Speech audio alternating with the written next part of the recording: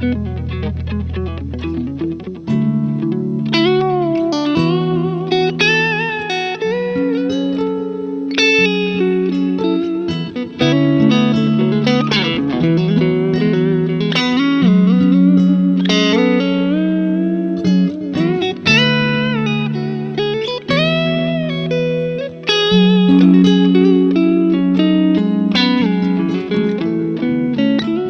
folks, Nathaniel here at Chicago Music Exchange, and I'm honoured, truly honoured to be in the presence of the one and only Andy Timmons. I'm the Nathaniel fan club president, so you know, I think, no, dude, you sound amazing. Oh, very happy to be here, man. This is great. I must say, it's quite surreal to be in your presence. Oh, come on, I'd see you in magazines when I was younger, growing up in Manchester. Oh, yeah.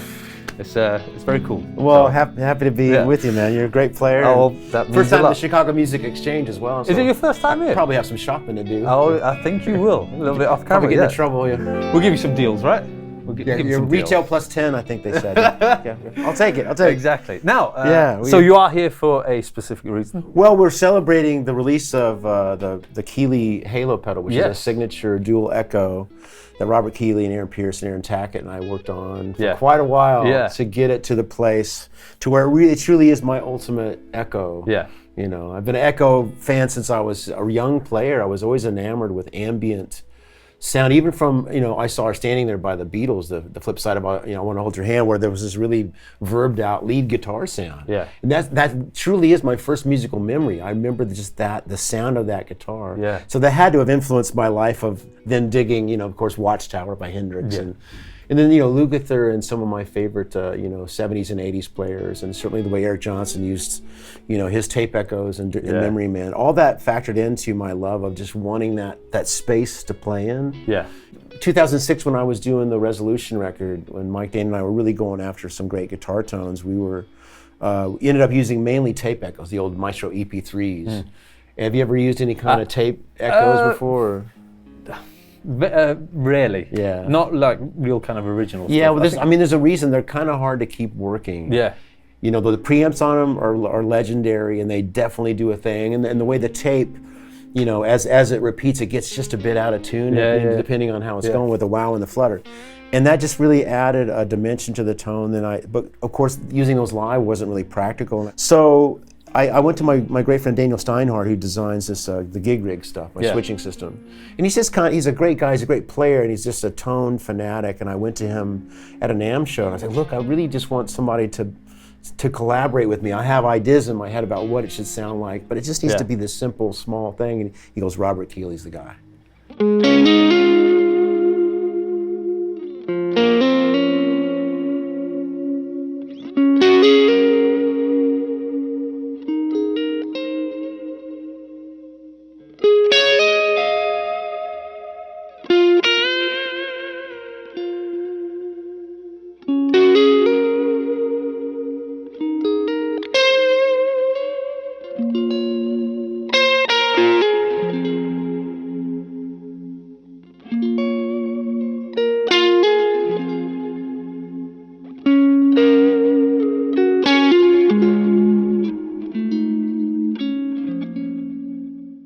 How do you kind of portray what you're hearing in your head to the rest of the guys and get it to actually come out? Well, that's the thing. There's no words for it. Yeah. There's this. And I'm feeling it now because I feel some of those magical moments that we have in the room, because you have to be in the room and feel, okay, what is it about those tape echoes? What are we hearing? What are we feeling?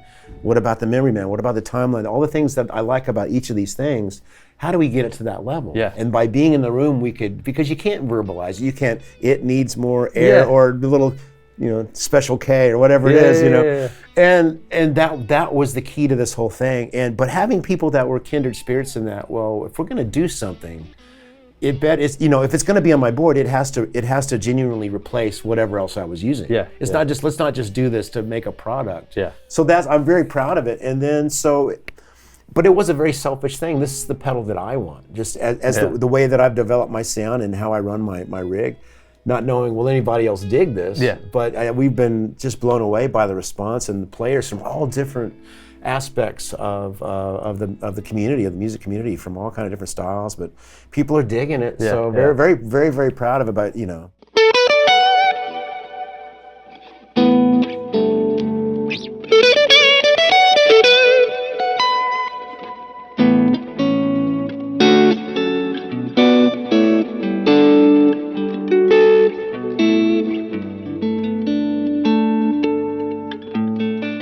Yeah, I mean, I had some time to mess around with it, and there's a lot of cool ideas and settings that you can get out of it. But I think it'd be great if you kind of explain some of your favorite. Well, that's the thing, and there's literally no guesswork. Once somebody gets a hold of the Halo, it when you plug it in, it's my sound. It's that. Yeah.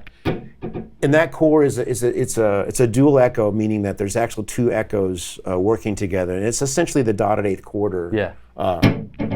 So there's a quarter inch and then the dotted eighth behind it. So if you're thinking milliseconds, for those that are into digitizing and numeric things, it would be like 500 milliseconds would be the quarter note, and then the 375 milliseconds would be like the dotted eighth. So that's what kind of creates that rhythm and gets that dotted feel going when they switch back on.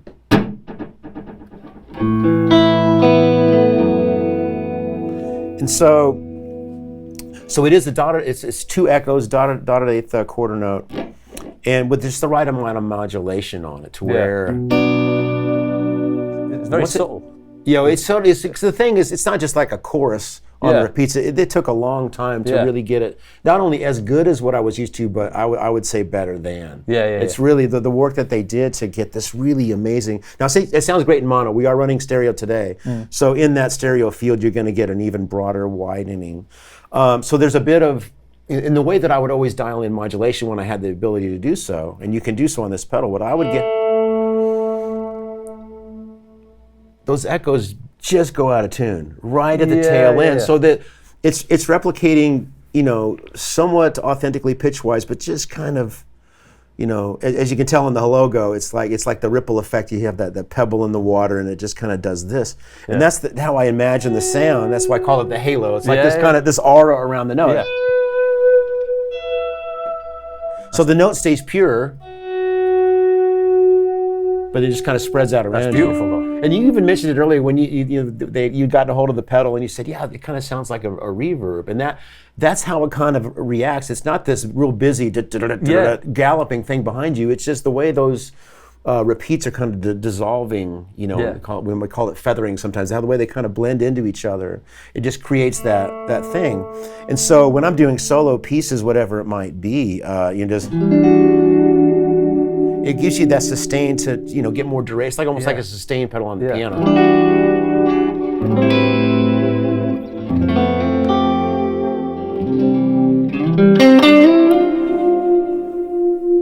And I can hold that note. And it's the thing. It's a moment. That's gorgeous. You know what I'm saying? You really get that kind of duration.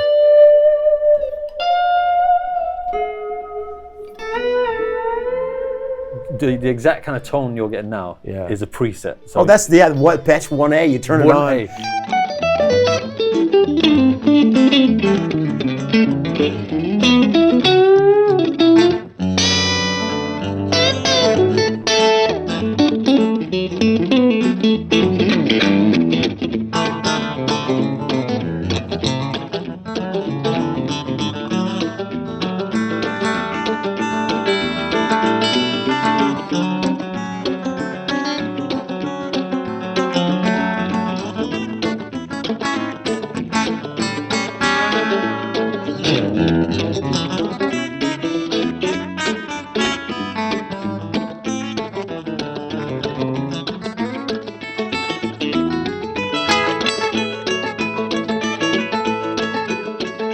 Do you find that this is kind of a staple now of you playing a set? Is it like on majority of songs, or? It's never off. Right. Oh no, I mean, that's the thing for me. A good buddy of mine back in Texas, Brian Meter, was saying, they were he was explaining my tone to somebody else. Says, well, delay's not an effect for Andy. Right. Because it is always part of the tone. I mean, like I say, with the mix, I might take it off occasionally, but it's pretty rare. Yeah. It's a sound that I've every sound I'm generating is kind of based on how that's going to factor into it. So I mean, 98% of the set, that's the 1A is on, and I'm just modifying. I'm not even tapping tempo.